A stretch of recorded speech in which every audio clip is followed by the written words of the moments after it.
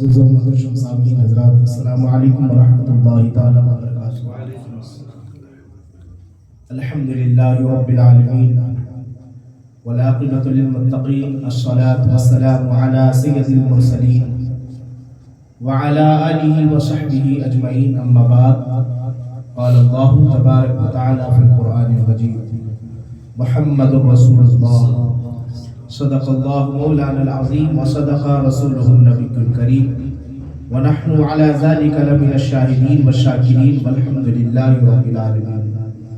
معزز و محتشم سامعین حضرات، آئیے ہم اور آپ سب سے پہلے آقائے دو جہاں صلی اللہ تعالی علیہ وآلہ وسلم کی بارگاہ اقدس میں درود پاک کا نذران عقیدت پیش کریں۔ پڑھی باواز بلند: اللہم صل علی سیدنا و مولانا محمد معدن الجود والکرم وآلہ وبارک وسلم، صلاۃ و سلام علیک یا رسول اللہ صلی اللہ تعالی علیہ وآلہ وسلم۔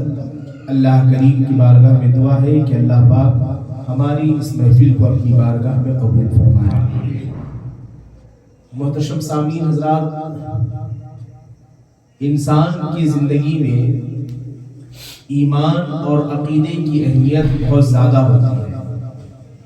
یہی وجہ ہے کہ قرآن عظیم کے اندر ایمان کی تاکید بھی کی گئی ہے اور ایمان کی حفاظت کے اہتمام کا حکم بھی دیا گیا، اس لیے کہ ایمان اصل ہے۔ بغیر ایمان اور عقیدے کے اعمال کی کوئی حیثیت نہیں ہوتی ہے۔ لیکن اس بات کو بھی یاد رکھیں کہ ایمان اور عقیدہ اصل ضرور ہے، لیکن ایمان کی اصل بھی رسول اللہ صلی اللہ علیہ وسلم کی محبت ہے۔ بلکہ ہمارے علماء نے فرمایا کہ اصل ایمان، کمال ایمان اور جان ایمان یہ حضور اکرم صلی اللہ علیہ وآلہ وسلم کی محبت ہے۔ بغیر محبت رسول کے نہ اعمال کی کوئی حیثیت ہوتی ہے اور نہ ایمان کا تصور کیا جا سکتا ہے۔ تو محبت رسول اصل ایمان ہے۔ اب سوال یہ ہے کہ ہمیں رسول اکرم صلی اللہ علیہ وسلم سے کس طرح محبت ہونی چاہیے؟ ہماری محبت کا معیار حضور علیہ الصلوۃ والتسلیم سے اس کا پیمانہ کیا ہونا چاہیے؟ تو اس حوالے سے اللہ کے رسول صلی اللہ علیہ وسلم نے ارشاد فرمایا: لا یؤمن احدکم حتی اکون احب الیہ من والدہ وولدہ والناس اجمعین۔ حضور ارشاد فرماتے ہیں کہ تم میں سے کوئی اس وقت تک مومن نہیں ہو سکتا جب تک کہ میں اسے اس کی مال، اولاد اور اس کے ماں باپ اور کائنات کی ہر چیز سے بڑھ کر زیادہ محبوب نہ ہو جاؤں۔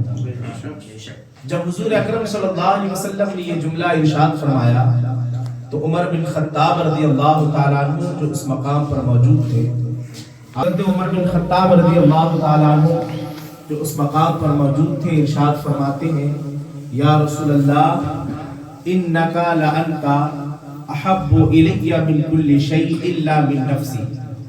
یا رسول اللہ، آپ مجھے کائنات کی ہر چیز سے زیادہ محبوب ہیں سوائے میری جان کے۔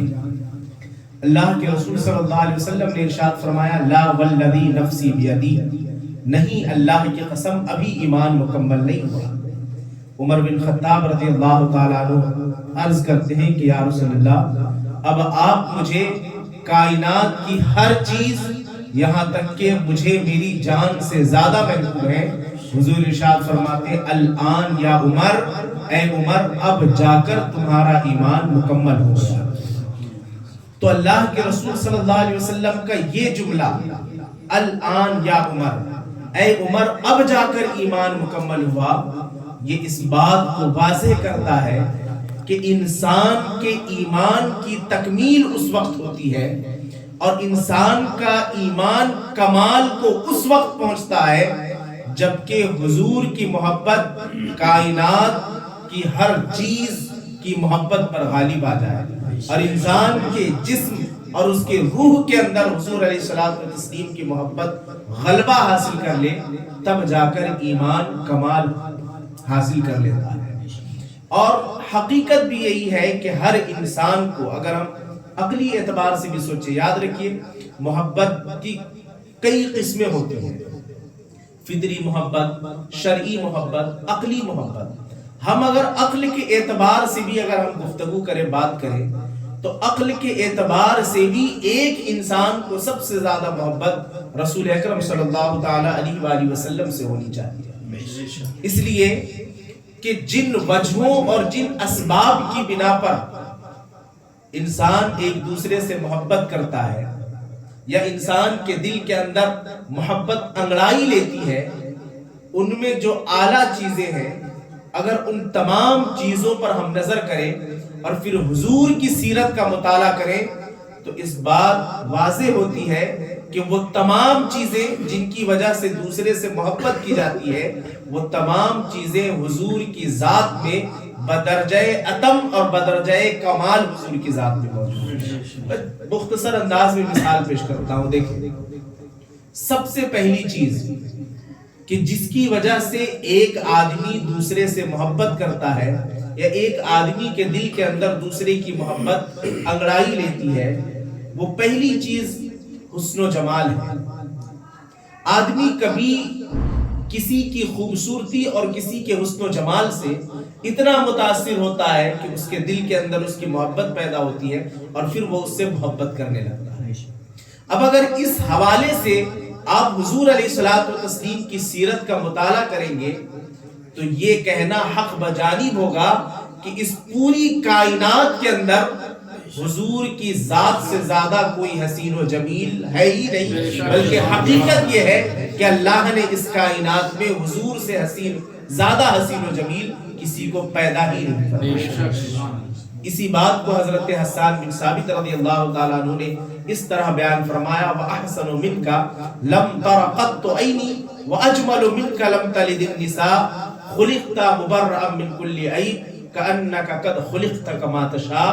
یا رسول اللہ، آپ جیسا حسین و جمیل میری آنکھوں نے کبھی دیکھا ہی نہیں، اور حقیقت یہ ہے کہ دیکھے کیسے، حق تو یہ ہے کہ کسی ماں نے آپ جیسا حسین و جمیل جنا ہی نہیں. اللہ نے آپ کو بغیر عیب کے پیدا فرمایا ہے، اور حقیقت یہ ہے کہ اللہ نے آپ کو آپ کی چاہت کے مطابق پیدا فرمایا.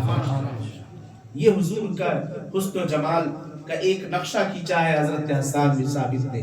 ایک جلیل القدر صحابی رسول ہے حضرت جابر بن سمرہ، یہ فرماتے ہیں کہ ایک روز میں چاندنی رات میں 14ویں تاریخ کو جب چاند اپنے پورے شباب پر تھا، حضور کی خدمت اقدس میں حاضر ہوا تو میں نے دیکھا کہ حضور علیہ الصلوۃ والتسلیم نے سرخ جبہ زیب تن فرمائے ہوا ہے، اور چاند اس وقت پورے شباب پر تھا. 14ویں تاریخ تھی. میں حضور کی خدمت میں حاضر ہوا تو میری حالت یہ تھی کہ کبھی میں حضور علیہ الصلوۃ والتسلیم کے رخ انور کی زیارت کرتا، کبھی 14ویں کے چاند کو دیکھتا. بالآخر دل نے یہ فیصلہ کیا کہ رسول اکرم صلی اللہ علیہ وسلم کا مبارک اور حسین چہرہ یہ 14ویں کے چاند سے کئی درجے زیادہ حسین ہے. تو یہ رسول اللہ کے حسن و جمال کا حال ہے. تو حسن و جمال جو محبت کا ایک بڑا ذریعہ اور سبب ہے، اس اعتبار سے اگر حضور کی ذات کا مطالعہ کرے تو حضور علیہ الصلوۃ والتسلیم حسن و جمال کے اعتبار سے کائنات پر سب سے اعلیٰ اور فائق نظر آتے ہیں. لہٰذا اس اعتبار سے بھی اگر ہم محبت کو دیکھیں تو ایک مسلمان کو محبت سب سے زیادہ حضور سے ہونی چاہیے. ایک اور مثال دیکھ لیں. دوسری چیز جس کی وجہ سے انسان دوسرے کی طرف اٹریکٹ ہوتا ہے، متاثر ہوتا ہے، اور انسان کے دل میں اس کی محبت ہوتی ہے، وہ دوسری چیز یہ ہے اس کے اخلاق. آدمی دیکھتا ہے کہ سامنے والا کس طرح با اخلاق ہے. اگر اچھے اخلاق والا ہوتا ہے تو آدمی اس سے متاثر ہو جاتا ہے، اس کی محبت اس کے دل کے اندر پیدا ہوتی ہے. اب اگر اس حوالے سے حضور کی ذات کو آپ دیکھیں، حضور کی سیرت طیبہ کا مطالعہ کریں تو حضور علیہ الصلوۃ والتسلیم کے اخلاق کا کمال اور حال یہ ہے کہ حضور کے اخلاق اور حضور کے اخلاق عالیہ کو اور حضور کے اخلاق عالیہ کی شہادت یہ قرآن عظیم ہمیں دیتے ہوئے نظر آ رہا ہے. قرآن عظیم کے اندر حضور کے اخلاق کو بیان کیا گیا اور ارشاد فرمایا گیا وَإِنَّكَ لَعَلَىٰ خُلُقٍ عَظِيمٍ. تو آپ خود سوچیں کہ جن کے اخلاق کا تذکرہ قرآن کے اندر کیا گیا ہو، اس سے بڑا با اخلاق اس کائنات میں اور کون ہو سکتا ہے؟ اور حضور کے اخلاق کو کا کما حق ہو اندازہ تو آپ اس بات سے لگا سکتے ہیں کہ حضور کی سیرت جب پڑھیں گے تو آپ کو معلوم ہوگا کہ جس وقت رسول اکرم صلی اللہ علیہ وسلم نے لوگوں کو دین کی دعوت دی تو اس وجہ سے اور اس سبب سے حضور علیہ الصلوۃ والتسلیم کو کس طرح ایذا دی گئی، حضور کو کس طرح تکلیفیں دی گئی، مکہ کے مشرکین نے آپ پر کس طرح ظلم و ستم کے پہاڑ توڑے اور کس طرح آپ کو اور آپ کے صحابہ کو مشق ستم بنایا۔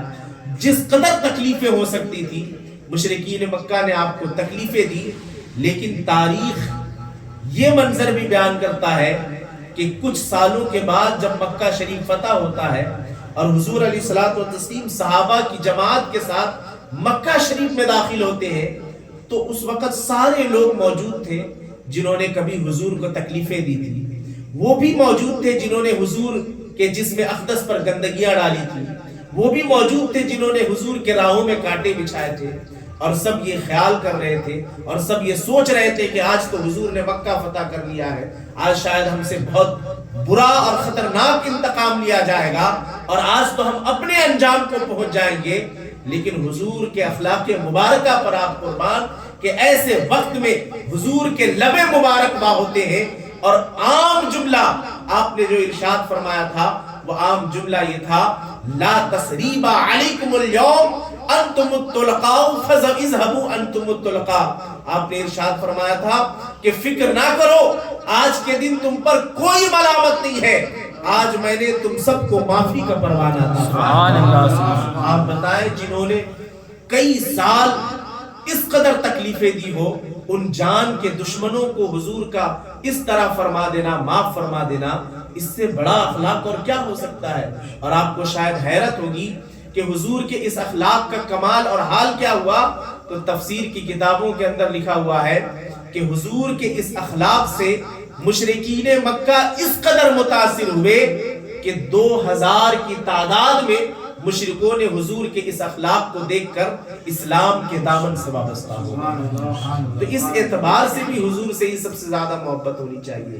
اسی طرح آپ دیگر اسباب پر بھی اگر غور و فکر کریں تو وہ سارے اسباب جن کی وجہ سے ایک شخص کے دل کے اندر دوسرے کی محبت انگڑائی لیتی ہے، وہ ساری چیزیں بدرجہ کمال اللہ پاک نے ہمارے نبی علیہ الصلوۃ والتسلیم کو عطا فرمائی۔